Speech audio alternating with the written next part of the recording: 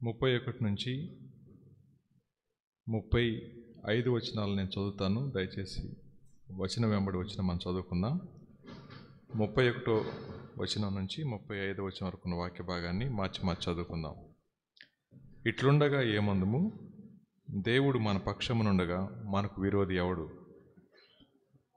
తన సొంత కుమారుని అనుగ్రహించుటకు వెనుక తీయక మనందరి కొరకు ఆయనను అప్పగించినవాడు ఆయనతో పాటు సమస్తమును మనకెందుకు అనుగ్రహింపడు?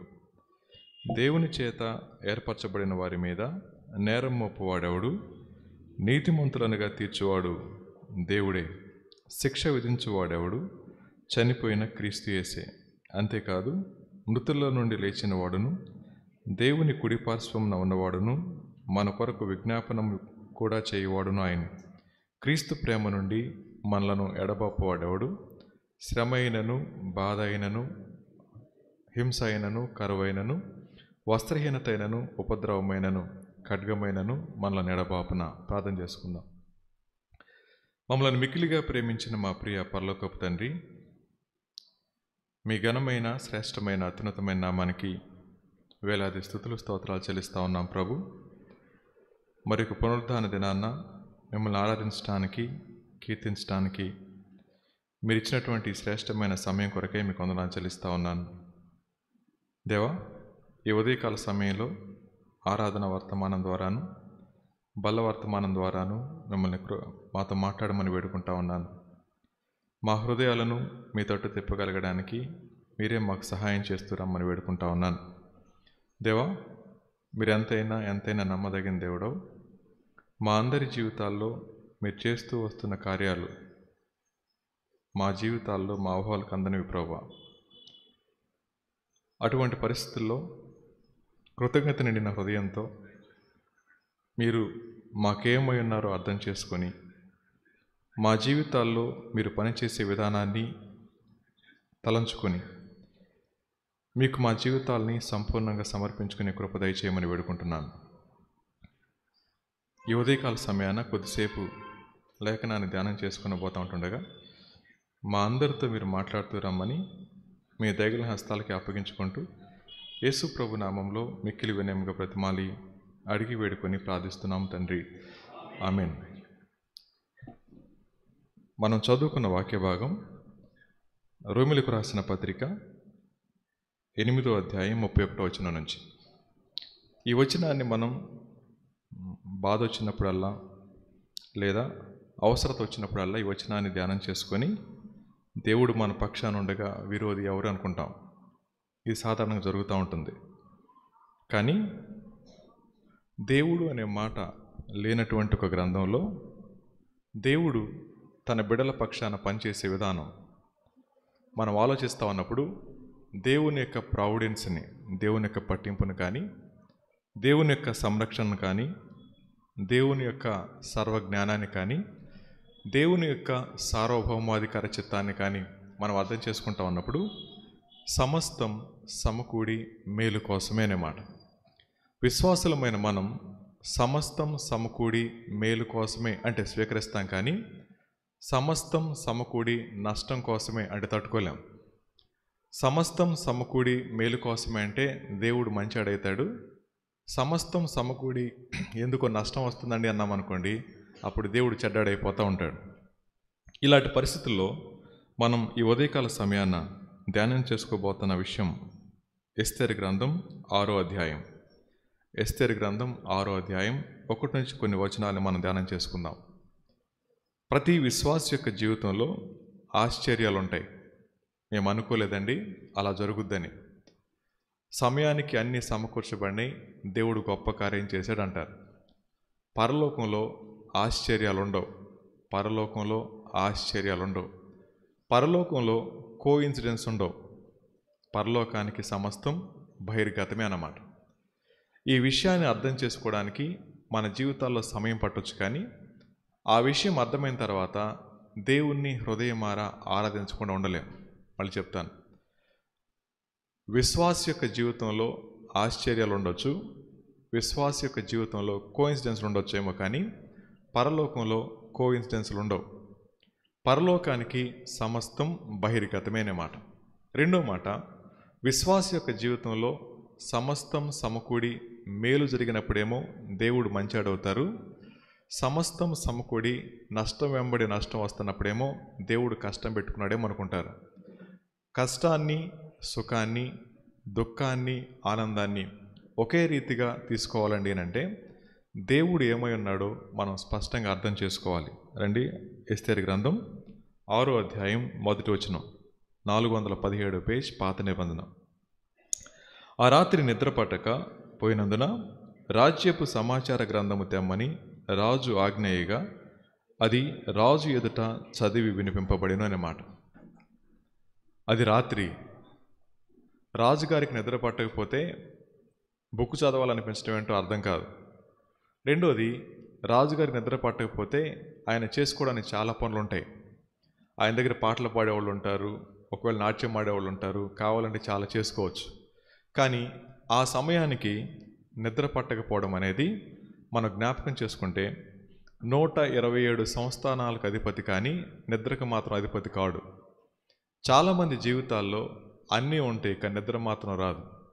సో నిద్ర రానప్పుడు మనం చేసే చిన్న పని ఏంటండి అంటే, ఇప్పుడైతే సెల్ ఫోన్స్ చూసుకుంటున్నారు కానీ కొంచెం బుర్రనోళ్ళు అయితే బుక్ చదువుకుంటారు, కొంచెం బుర్ర అటు ఇటు లేని వాళ్ళు అయితే మనం సెల్ ఫోన్ తీసుకొని చూసుకుంటూ రీల్స్ని ఇలా లాగుతూ ఉంటారు. మనం ఇలా ఆలోచిద్దాం, దేవుడు ఆ సమయానికి రాజుగారి యొక్క మనసులో కలిగించిన ఆలోచన ఏంటంటే రాజ్య సమాచార గ్రంథాన్ని తీసుకురండి అన్నమాట. ఆ బుక్ తీసుకురమ్మన్నప్పుడు ఆ బుక్ తీయగానే ఎవరి పేరు కనపడిందంట? 2వ వచనం, ద్వారపాలకులైన బిక్తాను తెరెషు అను రాజు యొక్క 2 నపుంసకులు రాజైన అహష్వరోషును చంప యత్నించిన సంగతి మొర్దెకై తెలిపినట్లు అందులో వ్రాయబడిను అన్నమాట. ఈ మాటలు మనకు ఎలా అనిపిస్తాయి చెప్పండి? దేవుడు భలే సహాయం చేశాడు, భలే సమకూర్చి అనిపిస్తూ ఉంటుంది.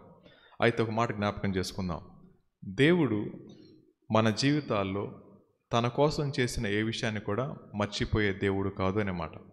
ఒక ఆయన ఏమంటారండి అంటే, ఈ గ్రంథం పేరు రిమెంబరెన్స్ బుక్ అంటారనమాట. రిమెంబరెన్స్ బుక్ అంటే జ్ఞాపకాల పుస్తకం అని చెప్పి. ఆ జ్ఞాపకాల్లో దేవుడు రాజుగారి పట్ల మొర్దెకై చేసిన దాన్ని రాయించి పెట్టించారు.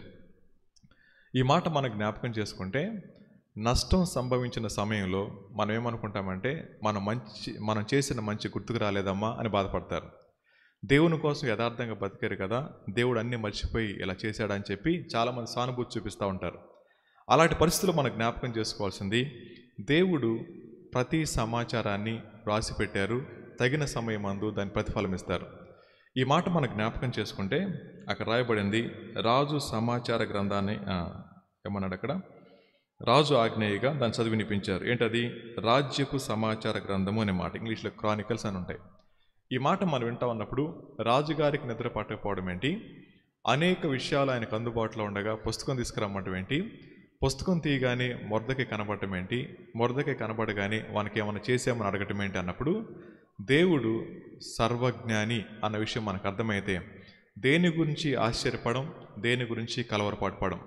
ఎవరైనా ఆశ్చర్యపోతా ఉన్నా, కలవరపాటుకు గురవుతా ఉన్నా వారు మర్చిపోతున్న విషయం ఏంటండి అంటే, దేవుడు సర్వజ్ఞాని అన్న విషయం. నా దేవుడు సర్వజ్ఞాని అయితే నాకు ఆశ్చర్యం కానీ ఆయనకు ఆశ్చర్యం కాదు. ఒకవేళ నాకు ఏది సంభవించబోతా ఉందో ఆయనకి సమస్తం ముందుగానే తెలుసు కాబట్టి నాకు ఆశ్చర్యం కానీ ఆయనకు ఆశ్చర్యం కాదు. దేవునితో సంబంధ సహవాసాలు ఉన్న వ్యక్తి నిర్భయంగా జీవిస్తాడు. దేవునితో సంబంధ సహవాసాలు ఉన్న వ్యక్తి కలవరపడ్డు. దేవునితో సంబంధ సహవాసాలు ఉన్న వ్యక్తి ఆందోళన పడ్డు. ఒకవేళ ఈ 3 మనకు దరిచేరుతున్నాయండి అంటే, ఎక్కడో మన సహవాసంలో కానీ, ఎక్కడో మన అంతరంగంలో కానీ దేవుడు చేసే కార్యాల పట్ల కొద్దిపాటి అపనమ్మిక మన జీవితాల్లో ప్రవేశిస్తే తప్పకుండా ఆందోళన దరిచేరుతుందన్నమాట. ఇప్పుడు ఆలోచిద్దాం, చేసి మర్చిపోవడం అనేది విశ్వాసులకు చాలా శ్రేష్టమైనది. కానీ విశ్వాసులు అనుకునే మన జీవితాల్లో చేసి బాగా గుర్తుపెట్టుకుంటాం. ఏంటండి అంటే, దేవునికి చాలా ఇచ్చామండి అంటారు. దేవుడు మనకిచ్చిన పెద్ద గుర్తుపెట్టుకోం, కానీ మనం ఇచ్చిన వాటిని మాత్రం చాలా బాగా గుర్తుపెట్టుకుంటాం. అది మన దగ్గర లేదు కానీ బయట అయితే మేము చర్చికి స్థలం ఇచ్చామంటారు, లేకపోతే ఫ్యాన్ ఇచ్చామంటారు, బెంచి ఇచ్చామంటారు, లేకపోతే బకెట్ ఇచ్చామంటారు, చాప మాదే అంటారు కదండి. మరి దేవుడేమి ఇచ్చాడు వాళ్ళకి? అది మర్చిపోతూ ఉంటారు. సమస్తాన్ని ధారాళంగా, సమస్తాన్ని ఉచితంగా దయచేస్తా ఉన్న దేవుడు ఆయన మనకేమి ఇచ్చాడో అర్థం చేసుకుంటే మనం ఇచ్చేది ఏ పాటికి వస్తుంది చెప్పండి. ఇక్కడ అంటున్నమాట, మొర్దెకై చేసిన పని ఏంటండి అంటే అదే ఎస్తేరు గ్రంథం 3వ అధ్యాయం 4వ వచనం 5వ వచనం చదువుకుందాం. ఈ ప్రకారము వారు ప్రతిదినము అతనితో చెప్పుచూ వచ్చినను అతడు వారి మాట చెవిని పెట్టకపోయిన కనుక వారు మొర్దెకై యొక్క మాటలు స్థిరపడునో లేదో చూతుమని దాన్ని హామానునకు తెలిపిరి. ఎలయనగా అతడు, నేను యూదుడను గనుక నేను ఆ పని చేయజాలనని వారితో చెప్పి ఉండెను.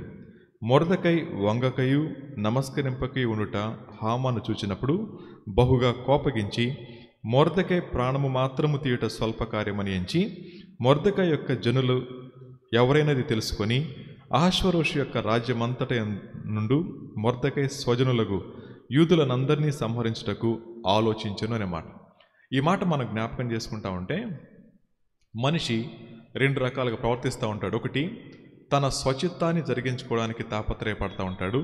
ఒక వ్యక్తి దేవుని యొక్క చిత్తానికి అప్పగించుకోవడం తాపత్రయపడతా ఉంటాడు. ఏ వ్యక్తి అయితే తన జీవితంలో స్వచిత్తం జరగాలని ఆశపడతా ఉంటాడో ఆ వ్యక్తి సాతాను యొక్క ప్రభావం కింద ఉన్నాడనే విషయం గుర్తుపెట్టుకోవాలి. సాతాను ఎప్పుడు కూడా దేవుని ఇష్టాన్ని మన జీవితంలో జరగకుండా అడ్డుకునే ప్రక్రియలో స్వయిష్టాన్ని ముందు తీసుకొచ్చి కూర్చోబెడతా ఉంటాడు. స్వయిష్టానికి ఎవరైతే అంటుకట్టబడతారో వారు దేవుని ఇష్టాన్ని జరిగించలేరు. హామాన్ అంటా ఉన్నాడు, వాడిని చంపటం కాదు, వాడి జాతి మొత్తాన్ని చంపాలి అన్నమాట. ఈ మాట మనం వింటా ఉంటే అనేక సార్లు విశ్వాసులమైన మనం ఎక్కడ తప్పిపోతామండి అంటే, దేవుని యొక్క చిత్తం ఇది అని స్పష్టంగా తెలిసినప్పటికీ మన ఇష్టాన్ని ప్రథమ స్థానంలో పెట్టుకొని దేవుని యొక్క మాట తృణీకరించినప్పుడు దేవుడు మౌనంగా ఉన్నాడు అనుకోకండి, తగిన సమయం అందు దానికి ప్రతిఫలం ఇస్తాడు దేవుడు. అలా ఆలోచిస్తూ ఉంటే మొర్దెకై అంటా ఉన్నాడు, నేను యూదుడను కాబట్టి వంగును అనే మాట. ఈ మాట దగ్గర ఆయన మనసులో ఏముందో మనకు తెలియదు, కానీ ఒక ఐడెంటిటీ ఉంది. ఏం చెప్పండి అది? నేను యూదుడను అనే మాట.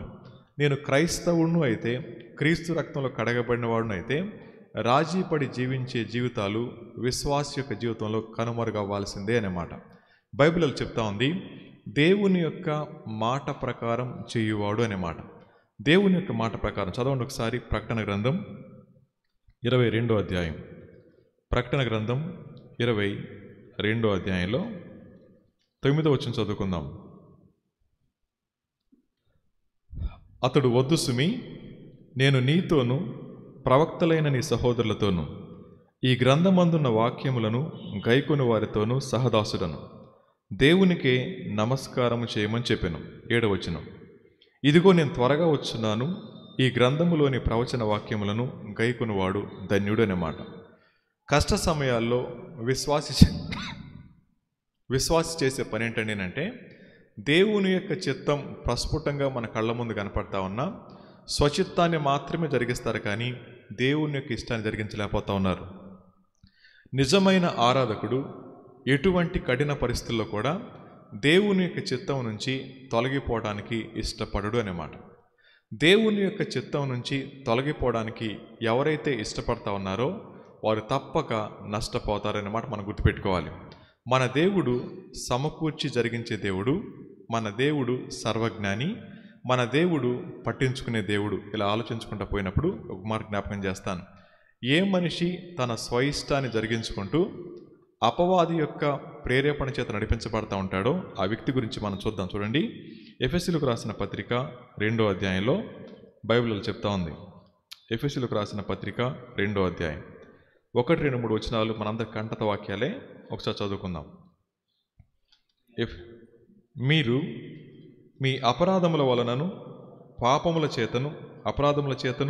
చేతను మీరు చచ్చిన వారి ఉండగా ఆయన మిమ్మును క్రీస్తుతో కూడా బ్రతికించెను అనే మాట.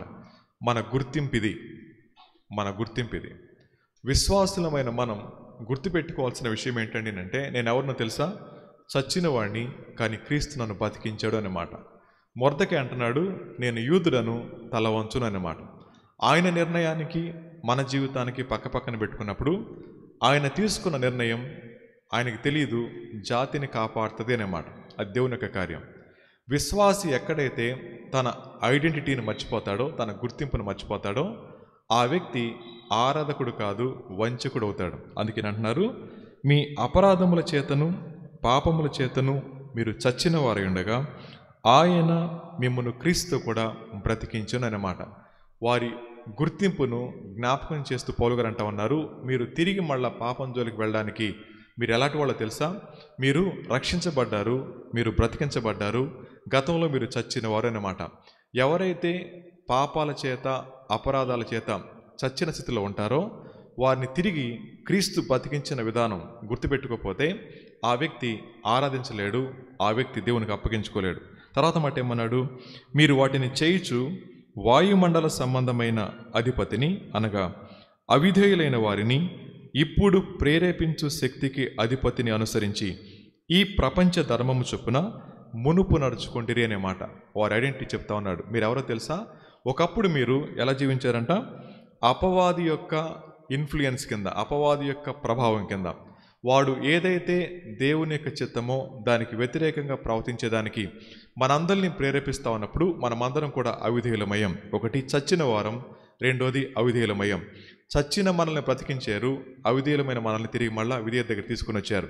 ఈ మాటలు మనం జ్ఞాపకం చేసుకుంటా ఉంటే దేవుని వాక్యానికి అవిధేయత అనేది ఏమాత్రం కూడా సహించలేనిది, సహింపకూడనిది కూడా. అందుకనే బైబిల్లో ఈ మాట లేదు, కానీ ఒక వేదాంతాలు అన్నారు, దాన్ని చెప్తా ఉన్నాను. ఏంటండి అంటే, లోతు గారి భార్య చివరిగా మాట్లాడిన మాట ఏంటి అని అడిగారు ఆయన.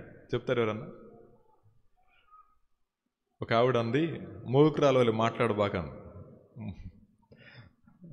మూర్ఖురాలు కాదు, యోబు గారి భార్య ఉంటుంది. ఎందుకు ఇంకా నీ యథార్థతను విడిచిపెట్టకుండా అలా ఉంటావు, సావరాదా అంది కదా. ఆ మాట చెబుతుంది, అమ్మ ఆయన యోబు, నేను అడిగింది లోతు అన్నాను. ఇప్పుడు మీ మనసులో ఒకవేళ యోబు గారు ఉంటే తీసేయండి. లోతు గారి భార్య చివరికి ఏమైనా మాట్లాడి ఉండొచ్చు. సరే, మీరు అట్లా చూస్తారు కదా. వాళ్ళు తీసుకొని బయటికి నడిపించుకుంటూ వెళ్తున్నప్పుడు యోబు గారి భార్య ముందుందా వెనకుందా? వెనకుంది కదా, వెనకే ఉంది కదమ్మా. అందుకే భార్యలు అందరూ వెనకాల నడుస్తారు, భర్తలు ముందు వెళ్తారు కదా. రెండో మాట, వెనకాల నడిచే వాళ్ళు ప్రమాదకరమైన వాళ్ళు, ఉప్పు స్తంభాలు అయిపోతారు, జాగ్రత్త. ఎలా చెప్తాను. సరే, చేయి పట్టుకుని ఈడ్చుకెళ్తున్నాడు. ఈడ్చుకెళ్తున్నప్పుడు డిస్కషన్ ఇలా ఉంటుందేమో, బైబిల్లో లేదు, ఇలా ఆలోచిద్దాం. డిస్కషన్ ఇలా ఉంటుంది. అమ్మాయి నువ్వు వెనక్కి తిరిగి చూడబాక నోర్మై అంటుంది వెనకాల నుంచి, తెలియదు. ఆ క్రమంలో చెయ్యి ఇదిలించుకుంటుందేమో, గట్టిగా పట్టుకుని ఉంటాడు, గట్టిగా పట్టుకుని లాక్కెళ్తున్నాడు. సరే, ఎట్టగొట్ట ఊరు దాటిచ్చాడు, కొండెక్కిస్తున్నప్పుడు బహుశా అప్పెక్కుతున్నారు కదా, ఎక్కుతా ఉన్నప్పుడు ఆమె కాసేపు ఆగుతున్నట్టు అనిపించిందేమో. ఈడ్చుకొస్తున్నాడు, జాగ్రత్తగా మర్యాద కూడా జాగ్రత్త అందేమో, మనకు తెలియదు. తర్వాత ఇలా అంటుంది అనమాట, మరీ చేదస్తం ఎక్కువైపోయింది నీకు. ఊర్లో ఉన్నామా మనం ఉప్పు సమ అవడానికి, లేకపోతే ఊరు లోపల ఉన్నామా బయట ఉన్నామా, కొండెక్కేసాం కదా, చూస్తే ఏమైద్ది అందనమాట. అబ్బాయి నీకు మళ్ళీ చెప్తున్నా అన్నాడు అనమాట. అన్నగానే వెనక్కి తిరిగి చూడనే చూసింది. ఆ తర్వాత మీరు జస్ట్ ఇమాజిన్ చేయండి, లోతు గారి చెయ్యి ఉప్పు స్తంభాన్ని తాకిందంటారా, తాకలేదంటారా? మీకు పుస్తకం రాయమని ఇస్తే బలి రాసేటట్టున్నారు. చెయ్యి పట్టుకున్నాడు, ఉప్పు స్తంభం అవుతున్నప్పుడు కాళ్ళ దగ్గర మొదలైందో తెలియదు, తల దగ్గర మొదలైందో తెలియదు, ఒకసారి అయిపోయిందో కూడా మనకు తెలియదు. ఆ సమయంలో ఒక్కసారి చెయ్యి విదిలించుకొని వెనక్కి తిరిగి చూసుంటాడా లోతు గారు చూసుంటాడా? చూసాడా? లేదు. చూసుంటే ఏమయ్యేవాడు? ఇంకో స్తంభం అయ్యేవాడు. అంతే. అర్థమవుతుంది కదా. ఇప్పుడు నా ప్రశ్న, దేవుని మాట వ్యర్థం కాదు, దేవుని మాట వ్యర్థం కాదు. చాలామందికి చాదస్తం కనపడతా ఉంటుంది. ఏంటి మరి అంత మూఢభక్తి చేయకూడదు బ్రదర్ అంటారు కదా. వాక్యాన్ని వాక్యంగా స్వీకరించాలంటే లాజిక్ ఉపయోగపడదు, వాక్యాన్ని వాక్యంగా జీవించాలండి అంటే లౌకికత్వం ఉపయోగపడదు. చాలామంది అంటారు ఈ రోజుల్లో భక్తి ఏంటి బ్రదర్, సో దేవుడు చూసిస్తున్నట్టు ఉంటాడు కదా అని చెప్పి చాలామంది రాజీ పడిపోతూ ఉంటారు. ఒక చిన్న మాటే, ఆవిడేం ఊర్లో కాపురం ఉంటానలా, వెనక్కి తిరిగి చూసింది, రెప్ప కూడా వేసిందో లేదో తెలియదు. ఒకవేళ ఆ విగ్రహాన్ని మనం చూస్తే కళ్ళు తెరిచి ఉంటుందో లేదో మనకు తెలియదు. ఊహించండి ఎలా ఉంటుందో చెప్పండి. లోతు గారి వారి కళ్ళు తెరిసే ఉంటుందా? నేనేమనుకుంటున్నానండి, నా ఆలోచన కళ్ళు బయటకు వచ్చి ఉంటాయి, తెరవడం కాదు, బయటకు వచ్చి ఉంటాయి. ఏమంటుందో తెలుసా, నా ఆశ, నా ఆత్రం ఆగలేదు కాబట్టి కళ్ళు తెరుచుకున్నాను, ఇక మూయడానికి ఛాన్స్ లేదన్నమాట. ఉప్పు స్తంభం అంటా ఉంది, దేవుని మాటని వ్యర్థంగా తీసుకోకండి అన్నమాట. ఇక్కడ రాయబడిన మాట, నేను యూదుడను, నేను అవిధేయుడను కాను అనే మాట. యూదుడను అవిధేయుడను కాను అన్న మాట దగ్గర ప్రాణాపాయ పరిస్థితి వచ్చింది. ప్రాణాపాయ పరిస్థితి వచ్చినప్పుడు కలవరపడలేదు వాళ్ళు. ఆయన అంటాడు, ఒకవేళ ఈ సమయానికి నువ్వు సహాయం చేయకపోతే వేరొక దిక్కు నుంచి సహాయం వచ్చునని చెప్పి అంటాడు. వాళ్ళు ఎక్కడ కలవరపడలేదు. కారణం ఏంటో తెలుసా అండి, వారి గ్రంథంలో ఎస్తేరు గ్రంథంలో అక్కడ రాయబడిన మాట దేవుడు అనే పదం లేదు, కానీ దేవుడు సమస్తాన్ని ఆర్కెస్ట్రేటెడ్గా అంటే ఎలా సమకూర్పుగా జరిగిస్తా ఉన్నారు జ్ఞాపకం చేసుకుంటే మన మనసుల్లో ఎంత ధైర్యం రావాలో. సో దేవుడు ఒక్కొక్క విషయాన్ని దండకి పోసుకొచ్చినట్టుగా గుచ్చుతా ఉన్నప్పుడు అది మణిహారంగా మారాలండి అంటే ఇట్ టేక్స్ టైం పడుతుంది, కానీ తప్పకుండా దానికి విలువ వస్తుంది, తప్పకుండా అది సమయానికి అందుతూ ఉంటుంది. ప్రభు అంటా ఉన్నాడు ఎఫెసీ పత్రిక 2వ అధ్యాయంలో పౌలు గారి ద్వారా ఏమంటున్నాడు, 2వ వచనం, మీరు వాటిని చేయుచు వాయుమండల సంబంధమైన అధిపతిని అనగా అవిధేయులైన వారిని ఇప్పుడు ప్రేరేపించు శక్తికి అధిపతిని అనుసరించేనమాట. విశ్వాసుల యొక్క జీవితంలో ఎవరైతే దేవుని యొక్క మాటకు అవిధేయత చూపిస్తారో వారు ప్రేరేపించబడతా ఉంది దేవుని ఆత్మచేత కాదు, దురాత్మచేత అన్నమాట, లేదా అపవాది చేత అన్నమాట. ఏ విషయంలోనైనా సరే ఒక విశ్వాసి రాజీ పడుతున్నాడండి అంటే, ఏ విశ్వాసి అయినా స్వచిత్తాన్ని ఆశ్రయించి దేవుని యొక్క ఇష్టాన్ని పక్కన పెడుతున్నాడండి అంటే ఆ వ్యక్తి యొక్క జీవితం అపవాది యొక్క ప్రేరేపణలో ఉందన్న విషయం గుర్తుపెట్టుకోవాలి. తర్వాత మా దగ్గరికి వచ్చేయండి అని ఏమంటాడు, మునుపు నడుచుకుంటురి వారితో కలిసి మనమందరము శరీరము యొక్కయు మనసు యొక్కయు కోరికలను నెరవేర్చుకొనుచు మన శరీర ఆస్తులను అనుసరించి మునుపు ప్రవర్తించుచు కదమా వారి వలనే స్వభావ సిద్ధముగా దైవోగ్రతకు పాత్రులమై ఉంటిమనే మాట. ఈ మాట మనందరికీ తెలిసిందే కదా. అవిధేయత తీసుకొచ్చేది ఆశీర్వాదం కాదు. మన జీవితాల్లో కొద్దిపాటి డిజొబీడియన్స్ అయినా సరే తీసుకొచ్చేది బ్లెస్సింగ్ కాదు, కర్స్ అన్నమాట. అది శాపాన్ని తీసుకొస్తుంది. ఆ విషయం మనకు అర్థమైతే మన ఆరాధన ఎంత జాగ్రత్తగా ఉండాలో, ఆ విషయం మనకు అర్థమైతే దేవునితో సంబంధ సహవాసాలు ఎలా ఉండాలో. కానీ అనేక మంది వారి జీవితాల్లో కాంప్రమైజింగ్ లైఫ్ని లీడ్ చేస్తూ రాజీ పడిపోతూ జీవిస్తూ దేవుని యొక్క వాక్య ప్రమాణాలను ఎరిగి కూడా ఆ ప్రకారం ప్రవర్తించకుండా లౌకిక ధర్మం చొప్పున లేదా ఈ ప్రపంచ ధర్మం చొప్పున నడుచుకుంటూ అపవాది యొక్క ప్రేరేపణ కింద ఉండి దేవుని ఉగ్రతను కొంతెచ్చుకుంటూ మేము కూడా దేవుని బిడ్డలమే అనుకుంటా ఉన్నారు. కారణం ఏంటంటే వారు మర్చిపోయిన విషయం. 4వ వచనం, అయినను దేవుడు కరుణా సంపన్నుడై ఉండి మనము మన అపరాధముల చేత చచ్చిన వారమై ఉండినప్పుడు సహితం మన ఎడల చూపిన ఆ మహాప్రేమ చేత మనలను క్రీస్తు కూడా బ్రతికించెను, కృపచేత మీరు రక్షించబడి ఉన్నారన్నమాట. ఇది మన స్థితి. ఒకటి చచ్చిన వారమే, రెండోది అవిధేయులము, మూడోది అపవాది యొక్క ప్రేరేపణ కింద ఉన్నవాళ్ళము, నాలుగోది మనందరి మీదకి రావాల్సిన దైవోగ్రత. ఇలాంటి పరిస్థితుల్లో మనల్ని ప్రేమించి సమస్తాన్ని సమకూర్చి దేవుడు ఆర్కెస్ట్రేటెడ్గా లేదా సమకూర్చి మనకు జరిగించినప్పుడు ఎడకూర్చుని మన వాక్యం వింటా ఉన్నాం. ఆ దినాన్న అన్నొచ్చి వాక్యం చెప్పకపోతే, ఆ రోజు నాకు యాక్సిడెంట్ కాకపోతే, ఆ రోజు భార్య కొట్టకపోతే, భర్త తన్నకపోతే, ఇవన్నీ జ్ఞాపకం చేసుకుంటే ఇవన్నీ కూడా సమకూర్పుగా జరుగుతూ ఉన్నాయి. వాటి వెనక దేవుడు మన జీవితాల్ని ఆకర్షించుకోవడానికి ఆశపడతా ఉన్నాడు. రండి ఇక్కడికి వచ్చేద్దాం. ఎస్తేరు గ్రంథం 6వ అధ్యాయం. ఆ రాత్రి నిద్ర పట్టకపోయినందున రాజ్యపు సమాచార గ్రంథం తెమ్మని రాజు ఆజ్ఞేయగా అది రాజు ఎదుట చదివి వినిపింపబడెను. ద్వారపాలకులైన బిక్తాను తెరేషు అను రాజు యొక్క 2 నపుంసకులు రాజు అయిన అహష్వేరోషును చంప యత్నించిన సంగతి మొర్దెకై తెలిపినట్లు అందులో వ్రాయబడి ఉండెను. తర్వాత మాట, రాజు ఆ సంగతి విని ఇందు నిమిత్తం మొర్దెకైకి బహుమతి ఏదైనను ఘనత ఏదైనను చేయబడినా అని అడుగగా రాజు సేవకులు అతనికేమీ చేయబడలేదని ప్రత్యుత్తరమిచ్చిరి. అప్పుడు ఆవరణంలో ఎవరో ఉన్నారని రాజు చెప్పినమాట. ఇలా మాట్లాడుకుంటూ ఉండగానే ఒక ఆయన ప్లాన్తో వచ్చాడు. ఏంటా ప్లాన్ చెప్పండి? ఒక శాసనం తీసుకోవడానికి వచ్చాడు. రేపు పొద్దున ఉరికమ్మ రెడీ చేశాడు. దాని మీద మొర్దెకైని చంపాలంటే ఒక ముద్ర కావాలి. పర్మిషన్ కోసం వచ్చాడు అర్ధరాత్రి. ఇప్పుడు చెప్పండి, ఈయనకి నిద్ర పట్టుకోవడం ఏంటి, బుక్ తీసుకురావడం ఏంటి, వాళ్ళిద్దరు డిస్కస్ చేసుకుంటున్నప్పుడు బయట ఎవరో ఉన్నారని అలికిడి తేవడం ఏంటి, అలికిడి రాగానే ఏమన్నారు చెప్పండి, ఉన్నారు అని రాజు చెప్పాను. అప్పటికి హామాను తాను చేయించిన ఉరికొయ్య మీద మొర్దెకైని ఉరితీయింప సెలవిమ్మని రాజుతో మనవి చేయుటకై రాజనగరు యొక్క ఆవరణంలోనికి వచ్చాను. రాజు సేవకులు ఏలినవాడా చిత్తగించము, హామాను ఆవరణంలో నిలబడి ఉన్నాడని రాజుతో చెప్పగా రాజు అతనిని రానీయుడని సెలవిచ్చినందున హామాను లోపలికి వచ్చాను. తర్వాత మాట చూడండి, రాజు ఘనపరచనపేక్షించువానికి ఏమి చేయవలనని రాజు అతన్ని అడగగా హామాను ఈ మాట అండర్లైన్ చేసుకుందాం. నన్నుగాక మరి ఎవరిని రాజు గణపరచని అపేక్షించునని తనలో తాను అనుకొని రాజుతో ఇట్లనెను అన్నమాట. తనలో తాను అనుకొని అనే మాట. ఈ మాట మనకు ఎక్కడ గుర్తు వస్తుంది? లూకాసు వార్త 12వ అధ్యాయంలో కనపడుతుంది. ఏమంటాడు ఆయన చెప్పండి, ఒకసారి చదువుదాం. లూకాసు వార్త 12వ అధ్యాయంలో ఈ రెండు పక్క పక్కన పెట్టుకుంటే బల సంతోషంగా అనిపిస్తాయి. లూకాసు వార్త 12వ అధ్యాయం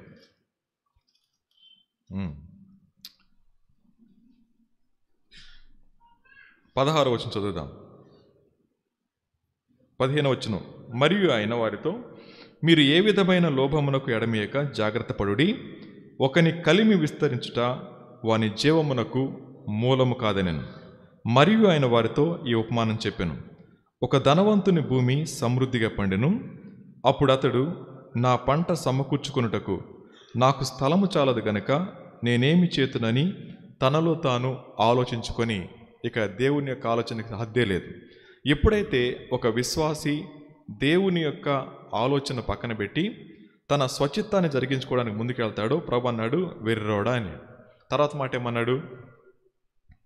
ఈ రాత్రి నీ ప్రాణాన్ని అడుగుతాను, నీవు సిద్ధపరిచినవి ఎవని వగునని అతనితో చెప్పినమాట. అన్నీ సమకూడుతున్నాయి, పంట బాగా పండింది, చక్కగా కొట్లు కట్టించుకుంటాను అనుకున్నాడు. కానీ ఆ వ్యక్తిలో ఇది దేవుడిని సమకూర్పు అనే విషయం గుర్తు రావడం లేదు.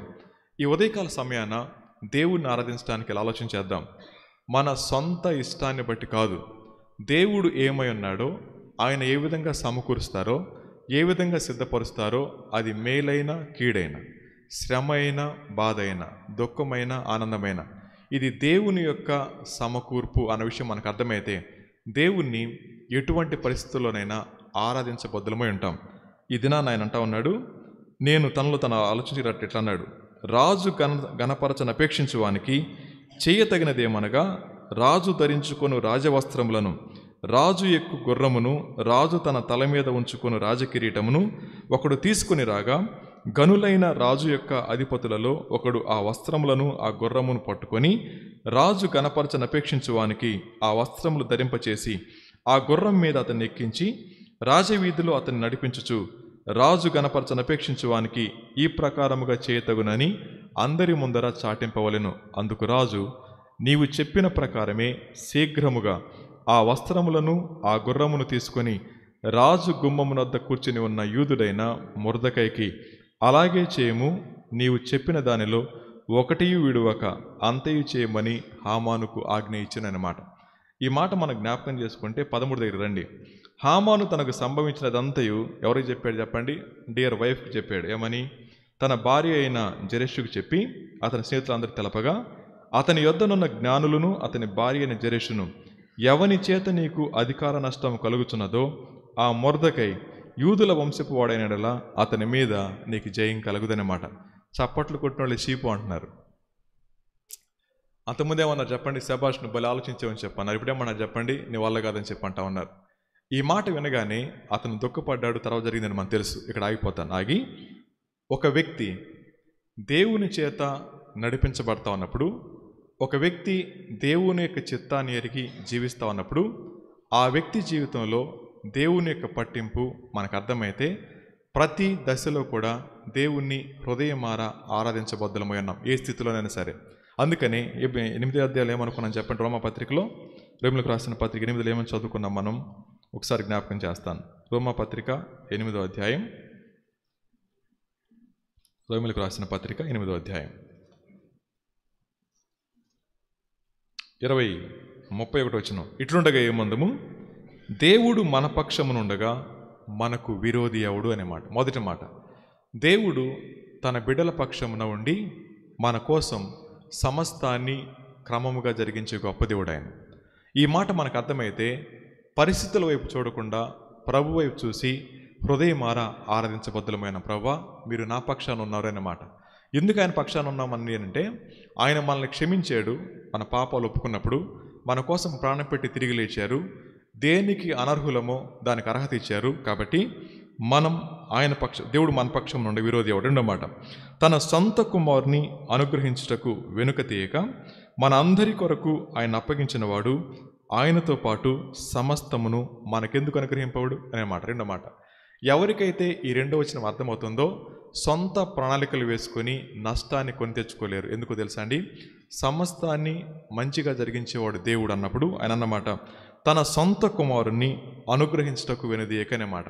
మనం అడిగే చిన్న విషయాలే, దేవుడు చేయటం పెద్ద విషయం కాదు. కానీ మనం నుంచి దేవుడు ఆశిస్తూ ఉంది, నేనేమై ఉన్నానో, ఏం చేయగలను, ఎలా మీ జీవితాలను సమకూరుస్తానో అర్థం చేసుకుంటే ఆ అర్థంలో నుంచి వచ్చేటటువంటి ఆరాధన దేవునికి మహిమకరంగా ఉంటుంది. అందుకంటున్నాడు ఆయన, నా కోసం ప్రాణం పెట్టిన ప్రభు నా అవసరత దగ్గర, నా కోరిక దగ్గర, లేకపోతే నా ఇరుకుల్లో ఎందుకు సహాయం చేయడు? సమయం వస్తుంది, ఆగి చూడాల్సిందే. కానీ ఇక్కడ అంటున్నమాట నా కొరకు అనే మాట. నా కొరకు ఎవరిని పంపించాడు ఆయన? తన సొంత కుమారుని అనుగ్రహింప వెనుదీనటువంటి దేవుడు అనే మాట.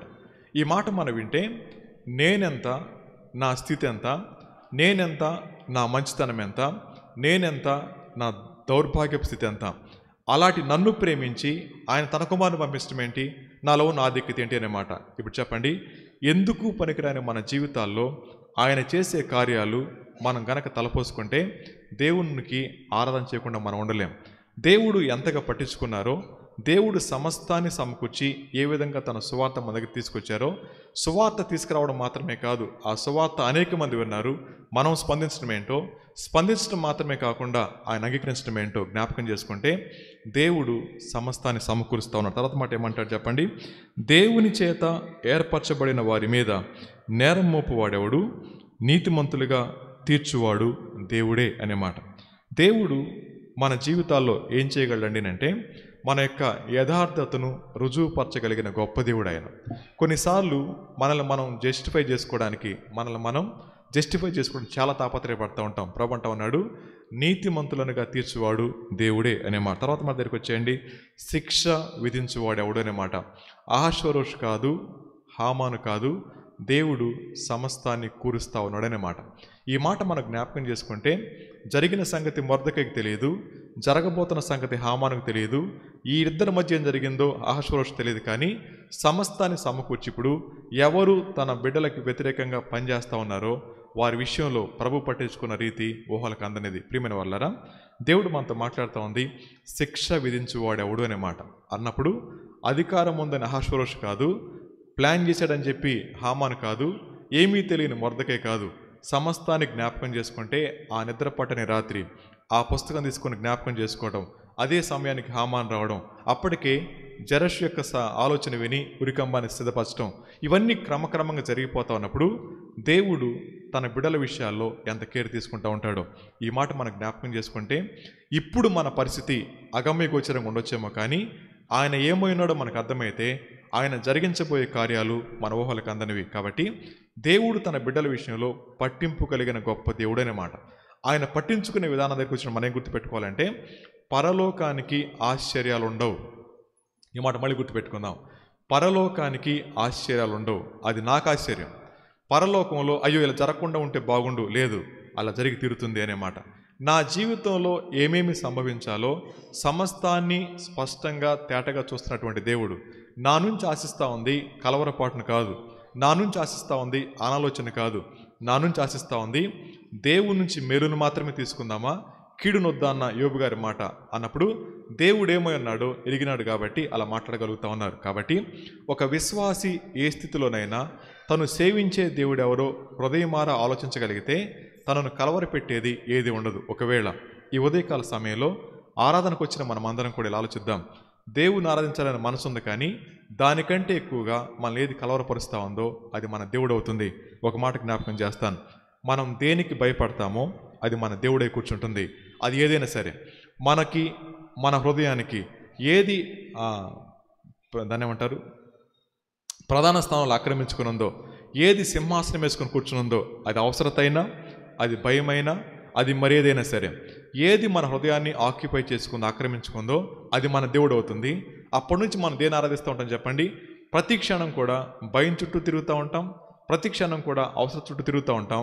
ఆ సమయంలో మర్చిపోయేది దేవుణ్ణి. కాబట్టి ఈ ఉదయకాల సమయంలో ప్రభు అంటా ఉన్నారు, నేను మొర్దెకై దేవుణ్ణి, నీ దేవుణ్ణి కూడా, నేను ఎస్తేరు దేవుణ్ణి, నీ దేవుణ్ణి కూడా, నేను మారినటువంటి దేవుణ్ణి అనే మాట. ఈ మాటలు మనం జ్ఞాపకం చేసుకుంటా ఉంటే చాలామంది విశ్వాసులు వారి జీవితాల్లో దేవుని గురించి మాట్లాడతారు, దేవుని గురించి ప్రకటిస్తారు, దేవుని గురించి చదువుతారు, కానీ వారి జీవితాల్లో దేవుడు ఏమై ఉన్నాడో అర్థం చేసుకునే దగ్గర పరిస్థితులు వారి కళ్ళ ముందు ప్రతికూలం కనబడతా ఉన్నప్పుడు దేవుణ్ణి స్పష్టంగా చూడలేక కృంగిపోతున్న వారు చాలామంది కనపడతా ఉంటారు. ఈ మాట మనం వింటున్నప్పుడు మొర్దెకై కృంగిపోలేదు, హామాను విర్రవీగుతున్నాడు, కానీ సిద్ధపరుస్తూ ఉంది ఉరికంబం వారికే అన్నమాట గుర్తిరిగిన తర్వాత ఆయనతోనే చెప్పిస్తూ ఉన్నాడు. రాజు ఘనపరచాలంటే ఏం చేయాలి అన్నప్పుడు ఏం ఆలోచించుకున్నాడు చెప్పండి? నాకు తప్ప ఇంకెవరు చేస్తారన్నమాట. గుర్తుపెట్టుకోండి, ఎవరు అన్యాయంగా జీవిస్తూ ఉంటారో, ఎవరు అవిధేయులై జీవిస్తూ ఉంటారో వారి జీవితాల్లో దేవుని యొక్క ఆశీర్వాదాన్ని చూడలేం, వారి జీవితాల్లో దేవుని యొక్క పట్టింపును చూడలేం. ఎవరైతే దేవునికి సంపూర్ణంగా అప్పగించుకొని ఏ స్థితిలోనైనా మారని దేవుడు నా దేవుడని ఎవరైతే ఆయన మీద ఆనుకుంటారో, ఎవరైతే ఆయన ఆరాధిస్తారో వారి జీవితాల్లో ఏ మేలు చేయక మానడు అన్నమాట. ఇప్పుడు జ్ఞాపకం చేసుకోండి, జెరెషు ఇచ్చిన ఆలోచన తెలుసా అండి? వారి జాతి మొత్తాన్ని సమూలంగా నాశనం చేయమని చెప్పి. ఆ మాట దగ్గర జ్ఞాపకం చేసుకుంటే ఎవరు ఆగిపోయారు? ఏ జాతి ఆగిపోయింది చెప్పండి? ఎవరు దేవుని బిడలకు వ్యతిరేకంగా ప్లాట్ చేశారో, ప్లాన్ చేసుకున్నారో వారి ఆలోచనను నష్టపరిచేటువంటి దేవుడు ఆయన. ఇది నాన్న మనం జ్ఞాపకం చేసుకోవాల్సింది. దేవుడు మన పక్షమునుండగా, అదే కదా శిక్ష విధించేవాడెవడు? 34 వచనం, చనిపోయిన క్రీస్తు యేసే. అంతేకాదు మృతులలో నుండి లేచిన వాడును దేవుని కుడిపార్శ్వమున ఉన్నవాడును మన కొరకు విజ్ఞాపనము కూడా చేయువాడు ఆయనే అన్నమాట. ఇవేవి మనకు అర్థం కావడంలా, కానీ దేవుడు పనిచేస్తూనే ఉన్నాడనమాట. ఇది నాన్న ఆరాధనకు వచ్చిన మా అందరం జ్ఞాపకం చేసుకోవాల్సింది, దేవుడు నా పక్షాన ఉన్నాడు అంటే మనం ఆయన పక్షాన చేరిన వారమై ఉండాలి. ఆయన పక్షాన చేరి కలవరపడ్డామని అంటే దానికంటే అవమానకరమైన పరిస్థితి ఇంకేమీ ఉండదేమో. మనం సేవించే దేవుడు ఎవరు అర్థం చేసుకుని కలవరపాటు గురవుతున్నామని అంటే మనం ఎవరి పక్షాన ఉన్నామని చెప్పండి? దేవుని పక్షాన ఉన్నామని చెప్పిన తర్వాత కలవరపాటు వస్తే అది దేవునికి అవమానం అవుతుంది. కాబట్టి ఇప్పుడు అలా ప్రవర్తించుకో. తర్వాత మాట, క్రీస్తు ప్రేమ నుండి మనలను ఎడబాపు వాడెవడు? శ్రమ అయినను, బాధ అయినను, హింస అయినను, కరువైనను, వస్త్రహీనతైనను, ఉపద్రవమైనను, ఖడ్గమైనను మనలను ఎడబాపున అన్నమాట. సో దేనికి ఎస్సందం? శ్రమ తీసుకెళ్ళిపోద్దా బయటికి? కరువు తీసుకెళ్ళిపోద్దా? ఖడ్గం తీసుకెళ్ళిపోద్దా? క్వశ్చన్ మార్క్ పెట్టుకుంటే ఒకవేళ వీటికి మించి ఇంకేమైనా ఉన్నాయి మనలో? ఎక్కడ కూర్చున్న మళ్ళీ వీటికి మించి ఏమైనా ఉంటాయా? శ్రమ కానీ, ఖడ్గం కానీ, కరువు కానీ ఇంకేమైనా ఉంటాయా? ఉంటే రాసుకోండి, ఆ పక్కన క్వశ్చన్ మార్క్ పెడదాం. ఇవే మనల్ని బయటికి తీసుకురాకపోతే ఇంకెందుకు భయపడాలా అన్నప్పుడు ప్రభు అంటా ఉన్నారు, నేను ఏమై ఉన్నానో మీరు నాకేమై ఉన్నారో ఇది మీ మనసులో ఉన్నప్పుడు ఆరాధనకు ఏది కూడా ఆటంకం కాదు అన్నమాట. దేవుడు ఏమై ఉన్నాడో ఆయనలో మనమేమై ఉన్నామో మనకు అర్థమైనప్పుడు ఆరాధన దేవుడు సంతోషంగా స్వీకరించడం జరుగుతుంది. ఇప్పుడు చెప్పండి, మనం ఎవరిమి? ఆయన ఎవరు? సమస్తాన్ని సమకూర్చేవాడు, పట్టించుకునే దేవుడు, సర్వజ్ఞాని, సర్వశక్తిమంతుడు.